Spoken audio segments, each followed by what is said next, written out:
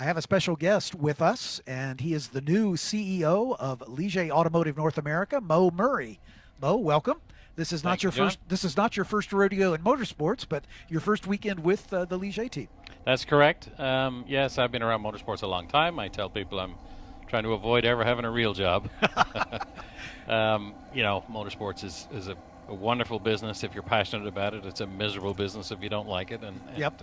Fortunately for me, I like it, and so I've had a long career in motorsports. But yes, first race weekend with Ligier Automotive North America, and a very exciting one too, as we see the debut of the new Ligier F422. Indeed, and it is a well engineered successor to the original Ligier JS F416, as originally built by Crawford Composites back in the day, and then Crawford merged with Ligier, as you know, and a bit of a history lesson. But this new car is about a second a mile faster than the car that it replaced. That's a good way to put it. That's around here. That's correct. That was Max's word. He felt it was about a second to a second and a half per mile of track faster than the previous car, and that's borne out to be just about exactly right. So. Let's introduce the drivers while they're going around behind the safety car. By the way, this will not be a standing, but a flying start, as we're still working out some kinks in this brand new Ligier Storm V4 power plant, stalling away from the line. So we're working those kinks out. So we're going to do a rolling start for this debut weekend. I don't believe he'll be in the field. Marcelo Ponti stepping in at the last minute to fill in the vacant seat in the USNG racing team. But Lincoln Day, we believe, is here in the number 54 car from Wilson, Wyoming for MLT Motorsports. Next row up in row 3 on the outside, the 13 of Barrett Wolfe. Barrett currently living in Las Vegas, although originally from Chicago for Crosslink Kiwi Motorsport. Alongside him, the 44 of Pablo Benites Jr., currently living in Florida, although Pablo makes his home in Argentina. His father is the team principal at Scuderia Buell. In row 2 on the outside, car 46, Connor Roberts from LaGrange, Georgia, in the ApexSpeed.com Entropy Sellers sponsored machine. Connor races for his eponymous Team Roberts racing team. Next to him, one of 3 down-under drivers at the top of the field here. The 41 is Alex Crosbie from Invercargill, New Zealand for Crosslink Kiwi Motorsports. In row 1 on the outside is car number 24, Daniel Quimby from Sydney, Australia for the Atlantic Racing Team. And your pole sitter, car number 15, also from the Crosslink Kiwi stable from Dalkeith, Australia. That's Nicolas Stati. Barrett Wolfe shuffled back a couple spots, although it didn't cost him any positions, but he had a spin off during the qualifying session and was docked his fastest lap, but it didn't cost him a starting position. Let's talk a little bit about this car. The highlights that I've been given is that it's about 50% more aerodynamically efficient than the car it replaces. And, of course, the new Ligier Storm V4 motor is brand new to the series. Yes, the engine, the motor is very exciting. It's a very exciting motor. Before we get to that and talk about the chassis, the one thing that's important for a series at this level, for younger drivers, entry-level drivers, and their parents, is this is probably of all the entry-level cars in use today, it's probably the most up-to-date in terms of FIA safety equipment. Correct. It has a full halo. It has Xylon panels on the sides. It has all the very latest safety innovations that the FIA recommend or mandate. They're all incorporated into this car.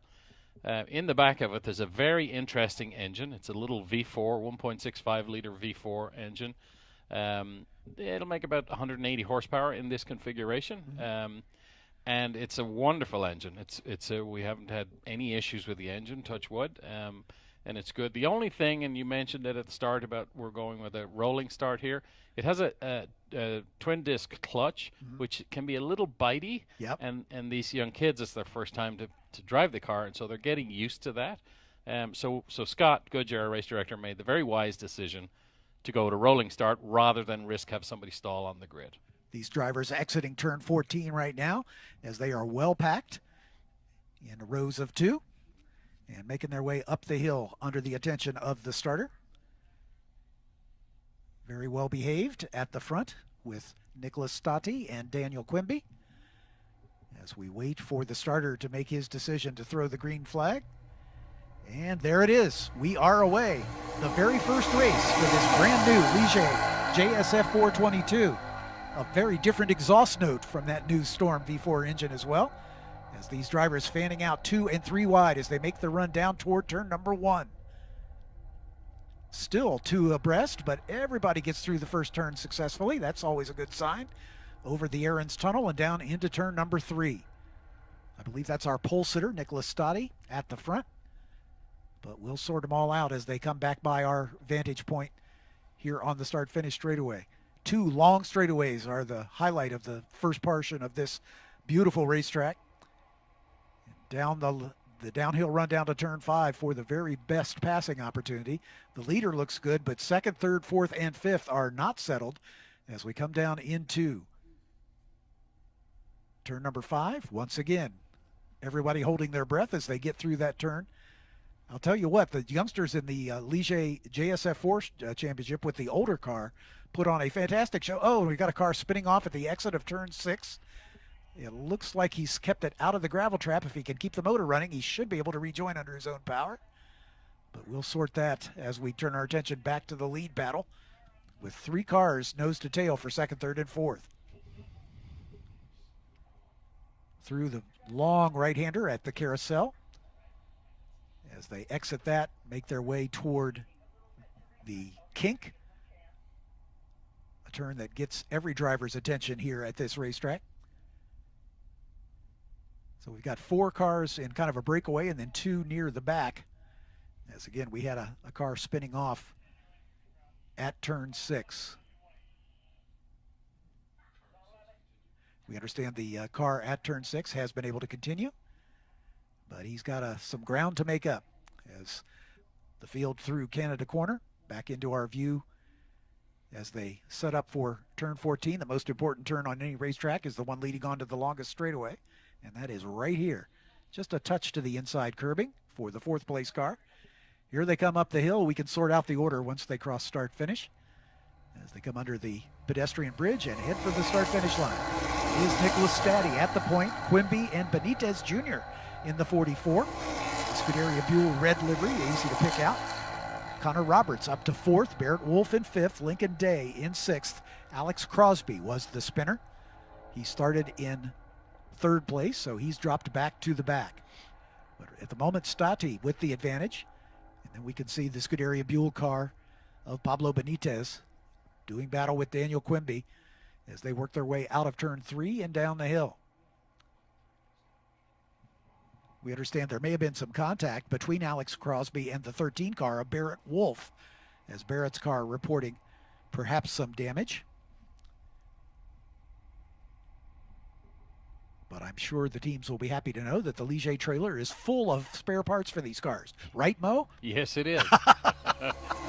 Not only is the trailer full when it left Denver, North Carolina, but then we send a Sprinter van up a day later with more parts. Awesome. Because customer service is our watchword, and we want to make sure that none of these drivers or teams lose 1 lap of track time because we didn't deliver something. So that's very important to us. Make sure that these teams and drivers can focus on what they need to do this weekend, and that's get these young kids around the racetrack. And they are young kids for the most part. The leader, Nicolas Stati, is 15 years old. Yep. Very, very impressive young driver.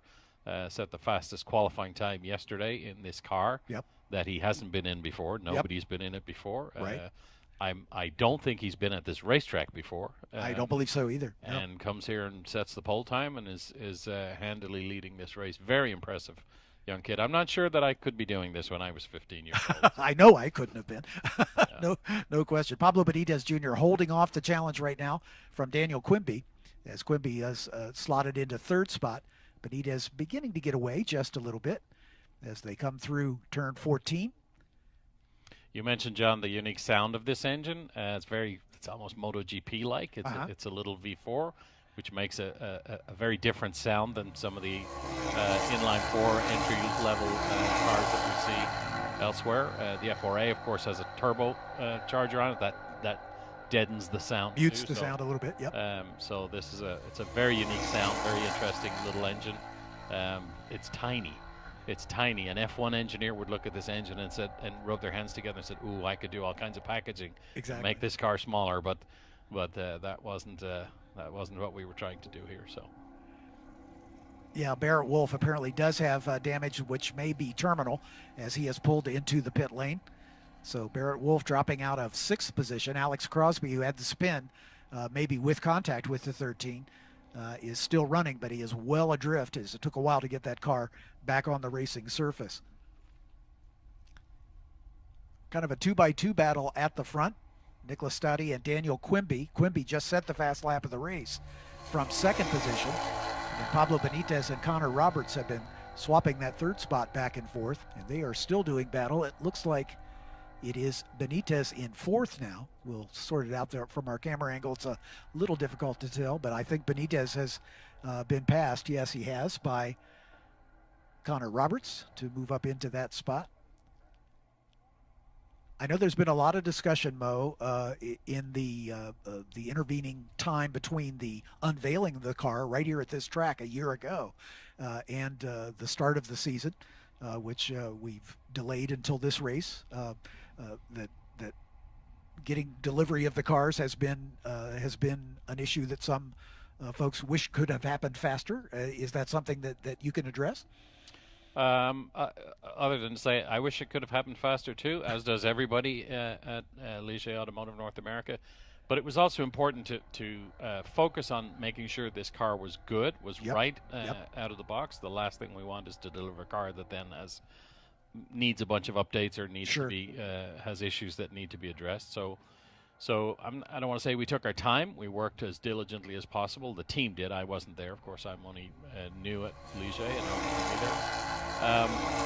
But yeah, there were challenges in getting this car to market. But now that it's here, we've delivered, I think, 9 of these cars. We have 7 of them running here. There's an 8th one here on site, but for one reason or other, mostly related to driver funding, it's not running. We have 3 more in build at the shop that will go out in the next 2 weeks maybe, and then we will immediately begin to build 3 more. We build them in batches of 3. Okay. All the parts we need for the cars. The tubs come in from Ligier's own composites business in Italy, HP Composites. Yep. So the tub comes in to us, and then we either manufacture in Denver, North Carolina, or outsource. Primarily in the U.S., but we outsource many of the parts. The engines, of course, come from Michigan. Yep. And we bring it all together, and it takes about 2 weeks to build a car, something like that. So the team under RJ's leadership, Mark and Dustin down there in North Carolina, they're putting the cars together, and like you mentioned, every driver here this weekend and every team owner here that I've talked to are very pleased with the product. Yep. You know, many have said to me, you know, for a new car to show up here and not have fingers crossed, not have any major issues. We're dealing with some niggly stuff. I don't want to sugarcoat that, but there's nothing consequential that can't be dealt with whatever we have in the truck. So right. So from that standpoint, I think it's been tentatively, I'll say, a success story. Yes, we would love to have had it out over the winter. People could have tested it and then gone to NOLA and run this car. That didn't happen. Sure. And now our focus is on getting as many of these out into the marketplace as possible and build up the numbers of this F4 championship. F4 is for young drivers looking for a start, especially drivers from overseas. As we see, we've 3 Australians, or New Zealander and 2 Australians in this race. Yep. You know, Stati's looking at his countryman Piastri, who made it to Formula One very quickly. Yeah. F4 and F4A deliver FIA super license points. Correct. Unique in North America. They're very hard to get, as you know, everybody who's read about the Colton Herta story knows. Exactly. Super license points are tough to come by, and if you have aspirations of getting to Formula One day or Formula 2, super license points are very important. So when we can get cars out onto the racetrack and make this championship available to young drivers in the U.S. who have those aspirations, as we all know, Formula One has grown by leaps and bounds in the U.S. in terms of its popularity. We have 3 races now. Yeah. So for young drivers in the U.S. who have that aspiration, or more importantly, or equally importantly, for drivers overseas who maybe the European ladder is too expensive. Maybe it's too difficult to get onto. It's a very different vibe on the European ladder than it is over here. Yep. Can see this as an opportunity and come over here.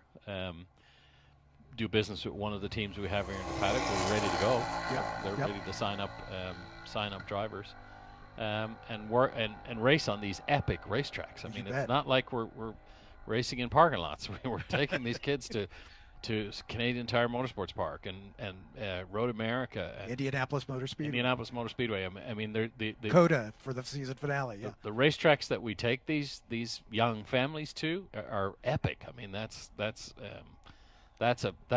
a bonus in itself. Right. Right. So yeah, it's an exciting time, I think, for F4 and for us at Ligier, because I think we're going to grow. All the signs are that we're going to grow from where we are today and build this into something very, very exciting. And the other thing is you have all these younger drivers in the junior series with the first gen Ligier J4, the first gen F4 car, who have a healthy series here that Parella Motorsports has put on for them. They're going to want someplace to go. They're going to want to evolve and get up to the next level. Of course, that series doesn't have FIA points. This one does, and so they can map out a career progress that gets them a big chunk of the way towards where they want to go, and that's an important thing for families who are investing a lot of money in the career of their young drivers. Just want to turn our attention back to the racing action. Nicolas Stati just set fast lap of the race. He's opened up about a 2.5 second lead over Daniel Quimby in second. Connor Roberts and Pablo Benites continue to have the best battle on the racetrack for the final podium spot. Benites has been fourth for the past several laps, but he's within half a second at the line. Lincoln Day a little further back in fifth, and then Alex Crosbie and Barrett Wolfe having their problems. Barrett Wolfe has been able to rejoin the race after making a call to the pits, but he is, for all practical purposes, a lap down to the lead of the race, and Alex Crosbie still in catch-up mode. But I want to, Mo, thank you for your candor. The sales pitch that you've given is one that we've given for a long time about the advantages of this series over other opportunities. I won't mention them, but I think everybody knows what the other ladder series is. And, they brag about their relationship to IndyCar. That's great. But we have half a dozen drivers qualifying for the Indy 500 this weekend that are graduates of our series. Kyle Kirkwood is the poster boy for us. He notched the F4 championship, took the FR championship the following year, went over to that other ladder series and dominated it, winning their 3 series on the trot, and immediately got a ride with AJ Foyt and then stepped up to the Andretti stable, and he's a race winner in IndyCar. Kyle Kirkwood is a guy that did not have a lot of funding. He's not from a wealthy family, and he was able to advance his career by winning the scholarships. In other words, the guy who finishes at the top of the order gets a scholarship to move up to the next step, and he has done that magnificently, and that's an indication of what is possible for these youngsters and their families. And your conversation about the super license points is one that we hammer on all the time. One of the biggest differentiators between what we're doing and what the other series is doing. And then finally, the cherry on top is the fact that this is the very latest technology in this car that the FIA has to offer as far as driver safety, and it's unsurpassed, certainly in any other series in the country. This car also is a little bigger than the last car, and so it will accommodate a taller driver. Yep. Driver Connor Roberts is quite tall, over 6. Yeah. And so he drove a USF car, that other series. Yep. And then tested this and immediately said, "I'm much more comfortable in this car." And, you bet. And as any leading top-level driver worth the salt will tell you, comfort is very important. You have to be comfortable in the car, because you don't need to be thinking about what's jabbing into my ribs, what's my knee banging against. You need to focus on driving. Exactly right. Yeah. So the fact that this car's a little bigger, I think, is a plus. It broadens the range of drivers who can use it. It also has fully adjustable, quite a lot of adjustment in the pedal box. Yeah. So if you're not tall and you want to sit in the car comfortably, you can bring the pedal box quite a ways far back. Yeah. And actually, that's a little bit what we found with the stalling issue that we mentioned earlier. When we looked into it, yes, the clutch is grabby, and yes, we're working to address that. It's not a motor issue at all. It's really just a clutch issue. But we also found that people hadn't adjusted their pedal boxes as as optimally as they could, and so when the clutch was fully depressed, their foot was almost fully extended. Yeah, yeah. And at that range, you've no control. You have no control over it, yeah. You bring the pedal box back, now you have more control. Now launching the car becomes much easier. We toyed, I should say Scott Goodyear toyed with the idea of perhaps sneaking in one standing start this weekend, but we all agreed, let's not. Let's get through this weekend, have a nice clean weekend. I know you could look at this race out here and say, well, they're spread out, it's not that exciting. For me, keep the cars away from each other on this weekend. Let's get 30 minutes of racing out there and let these kids get used to the cars. Yeah. And understand how they work. It's a fast car. We talk about kids and we talk about entry level and everything else. The speed trap down here, depending on the wind direction, it's either here or into 5. Mm-hmm. This car is doing about 147 miles an hour. So it's not a toy. No question. It's a serious piece of equipment, and mistreated or mishandled could really get someone in trouble. So, you know, that's the way racing is these days. They're all serious pieces of equipment. So, but this is a good launch for us. Of course, we have 2 more races tomorrow. Yep. We close out this weekend yep.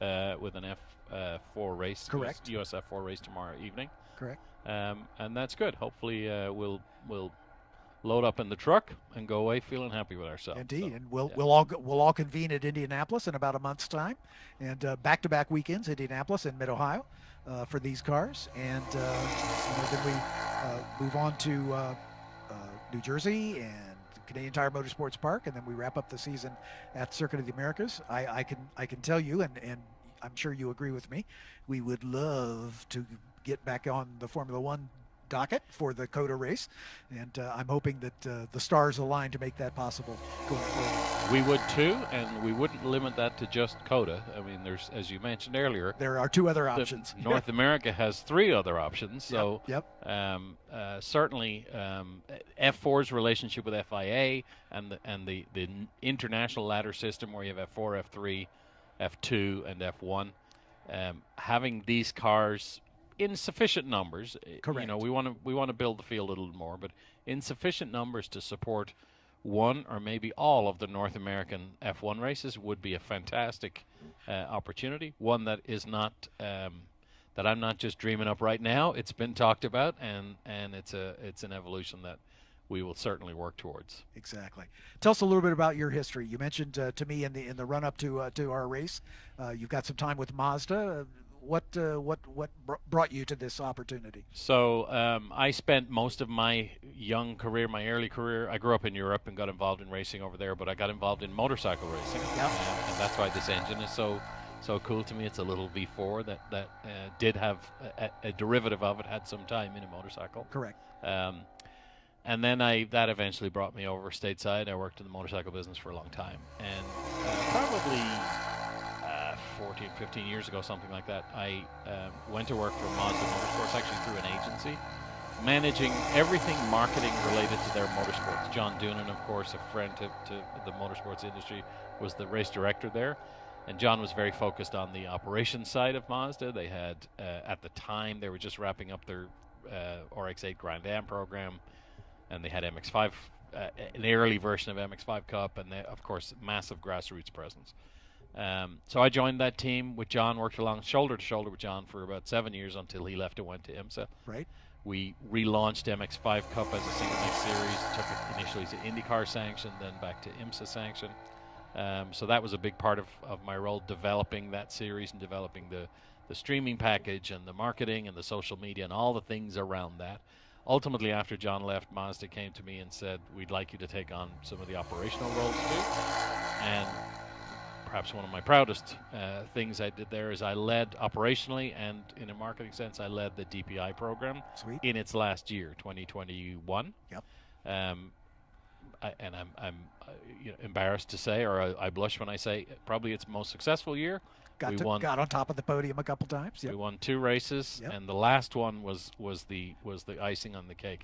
We had come up with an idea. Mazda was always very much about sharing the love with the fans. So we come up with an idea to allow fans to autograph the car. We had a system for that.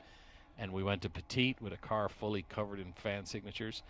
And we went 3 laps down in the middle of the race, and we caught those back up. And then about 20 minutes to go, Harry Tinknell put us in front and took us to victory lane, and that was an epic moment. Exactly. So I did that. I was with Mazda for about over 10 years, and then I left them. I stayed another year after the DPI program ended. But eventually an opportunity came up to work for an IndyCar team, and I moved to Indianapolis and worked on the commercial side of an IndyCar team, which was very exciting. It was very good. But working exclusively on the commercial side and not having operational involvement wasn't fulfilling for me. I wanted to do more, and so I this opportunity to join the Ligier team came about through a chance meeting with Pierre Nicolas. Who's the CEO of Ligier globally. Pierre's a very accomplished racer. His father was an accomplished racer, and so we chatted about what's going on with the company, and Max stepping away and sort of reducing his role. Max and Jan, wonderful people who've built as I mentioned earlier, as a long shadow, and they've built this great legacy. And so I'm stepping into that role, but I see myself as a custodian of that legacy, and that's what I'm hoping to be able to do. Great team at Ligier North America, very talented people, and so I'm looking forward to working with them to extend the magic that is Lana. There's nothing you've said in the last half hour that I disagree with. So, beautiful.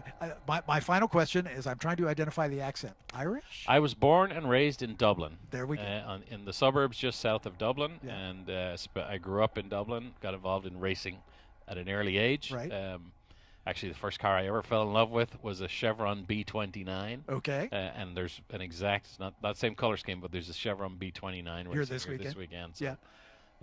But yeah, just fell in love with racing at my local racetrack just outside of Dublin, and then just, like I mentioned, trying to avoid ever having a real job. I just kept moving around within racing, and so I'm Irish. And the Isle of Man is going on as we speak. I bet you've been there a couple times. I have, and that is. You mentioned you had some motorcycle background. That is a unique experience. Indeed, it is. And certainly something should be on everybody's bucket list. Oh yeah. At least to go and watch it. I'm not sure. I'm not sure I'd want to go ride it. Doing it, but yes, I have been there, and I've had the great pleasure and the great opportunity in life of visiting some really epic racetracks all over the world. Of course. Yeah. So yeah, it's been a good ride for me. Well, this is one of them for sure. As we're just about 7 minutes away from the end of this, it's been pretty status quo at the front, as Nicolas Stati has opened up about a 7-second lead now over Australian Daniel Quimby. Connor Roberts getting around the tall driver we talked about. Connor Roberts getting around Pablo Benites early in the race, but Benites has hung right with him in the Scuderia Buell machine, and I kind of have a sneaking suspicion that Benites is just biding his time as we're getting close to the end of the 30 minutes. My experience has showed me that any driver who can stay right in the wheel tracks of the driver in front of him for an extended period has got a little pace up his sleeve. And I think Pablo might be able to pull the string here on the final lap and find his way onto the podium. So we'll follow that battle very closely, as unfortunately because of early contact, Alex Crosbie and Barrett Wolfe are well adrift. Crosbie just now coming across the line. He is some 12 seconds behind Lincoln Day, who in turn is some 30 seconds behind this four-way battle at the front. So looking forward to this one coming to its conclusion as the first ever race for this brand new car, and a car that clearly has all of the background it needs to become a success here in this country, and we're looking forward to being a part of that success as the series moves forward. And I think what we're going to find out here, certainly the engineers would know this from their simulations and their CFD calculations, but what we're going to find out here is how well this car drafts. Yep. Because when you come out of turn 14 Yep. on the last lap, we'll see if Pablo Benites has what it takes to draft up the hill. Obviously I've been here many times for Mazda MX-5 Cup races. Sure. And if you come out of the 14 in the lead, you're going to finish fifth. Exactly. So we'll see how well this car drafts coming up the hill, because there is no better drafting dyno in the world than the run from 14 to the finish line here at Road America. Yeah, and it's uphill to boot, so makes it even better. So, yeah, we're going to keep a close eye on that battle for the final podium step. Certainly don't wish any ill to befall Stati or Quimby, but they've spotted themselves to a pretty comfortable position, and it's all going to come down to the final step on the podium. And again, we've got 2 more races this weekend, both of them tomorrow for this class, and the finale of the weekend will be the 3rd and final race of the weekend for this one. And we look forward with great anticipation to Indianapolis and Mid-Ohio, back-to-back weekends with perhaps more cars. We certainly hope so. And as the field grows throughout the course of the season, I remember when we started the Formula Regional America Series, we had 6 cars the first race weekend, and that was kind of the size of the field for much of that first season. We doubled it the following year, and now we've got some of our biggest fields ever in the Formula Regional Americas Championship. So I see no reason why this won't go from strength to strength and continue to fulfill the dream that you and the folks at Ligier have built into this machine. Yeah, there's nothing. We're not alarmed, I guess is the word, at all by the size of this field. It's a new car. It's a launch weekend. We know we've had a lot of interest from other teams. Even here, a lot of these teams are saying, "Hey, I might need another one. I've got a driver interested. I might need to step up to add more cars." And we're actively building them, and yep. So yeah, I'm very confident that we'll be able to build on this as a good start for the weekend. And you mentioned about the dream that we see. This is well we might have a dream. The role we see in ourselves here is we're unlocking the dreams of these young drivers. Exactly. And their families. They don't aspire to be an F4 driver. They aspire to something higher. Sure. But in order to get there, they have to go through F4, as you mentioned, and then F4A and on up the ladder. So the role we see ourselves in is enabling the dreams of these young kids to come true, which is a very fulfilling thing yep. to do.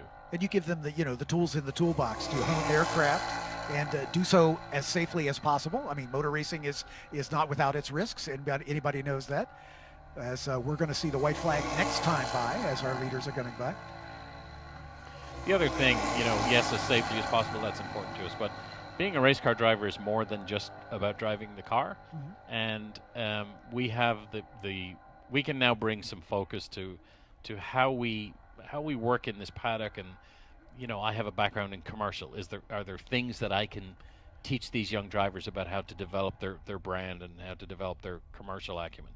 Scott Goodyear, our race director, very, very experienced, very talented guy. He has been there. He has done what these youngsters are doing. Absolutely. Are there lessons that these families can learn from engaging with the people around this paddock?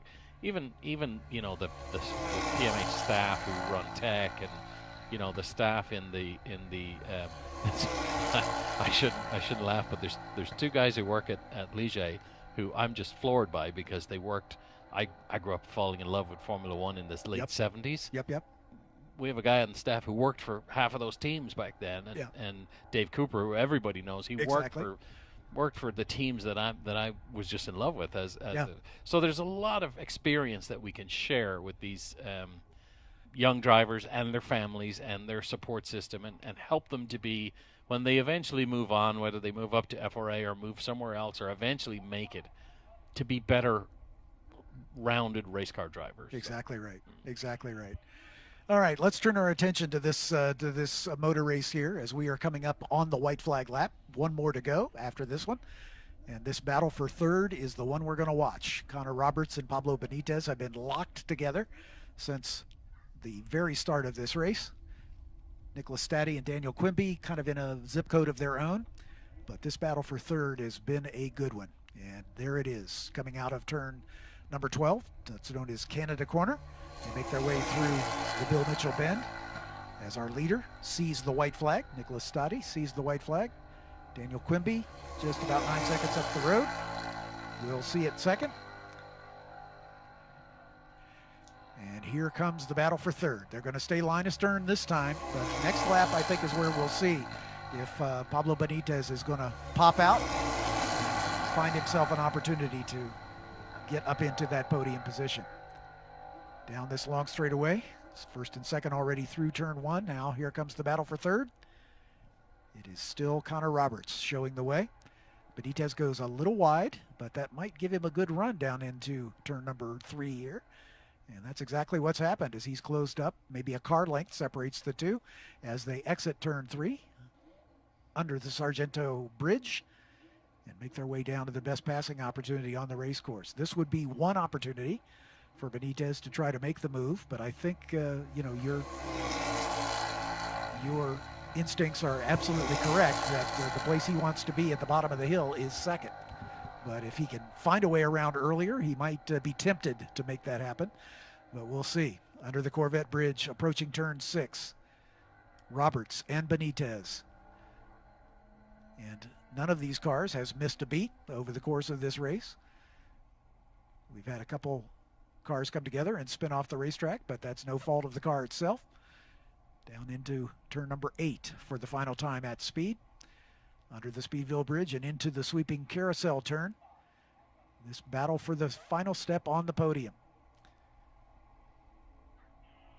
Out of the carousel, under the new Mission Foods Bridge, and through the daunting kink, which leads into this sort of winding, meandering Kettle Bottoms section, which leads down to the final passing opportunity, frankly, on the race course, if an overtake is planned. Down into Canada Corner, the northernmost point of this racetrack, hence the name. And I think Benites is right where he needs to be. So the question is, that you would pose, how well does this car draft? We're about to find out as they come down into 14 for the final time. Benites maybe a car length back. Oh, just a little bit of a wiggle from Connor Roberts. Here they come. Roberts is guarding that line. He knows that Benites is going to try something. Quimby's already across the line in second. Here they come to the line, and it is Connor Roberts getting the job done as he was able to hold off the challenge for Pablo Benites as they were both pushing it hard into that final turn. Fifth place runner, Lincoln Day, is somewhat adrift of these two, so we'll watch for Lincoln to make his way across the line to make it official. Alex Crosbie and Barrett Wolfe also, unfortunately, unable to challenge at the front. It'll be real great to see the next two races with Crosbie and Wolfe in their positions where they belong. That's going to make the racing even that much more exciting, as Alex Crosbie, the New Zealander, has shown great pace all weekend long. There is Lincoln Day. Crosbie ran him down at the end of the race, got within a second and 3/10 at the end. So Mo Murray, thank you. It's a pleasure to meet you. I am thrilled with your new position. The man you've replaced, like you say, does cast a long shadow. Max Crawford, well known to all of us, one of my favorite human beings on the face of the planet, in well-deserved retirement. But I think he's in good hands. So well done. I appreciate that, John. Thank you. It was a pleasure talking to you, and I'll stop by at the next few races and we'll say hi. Sounds great. Thanks so much.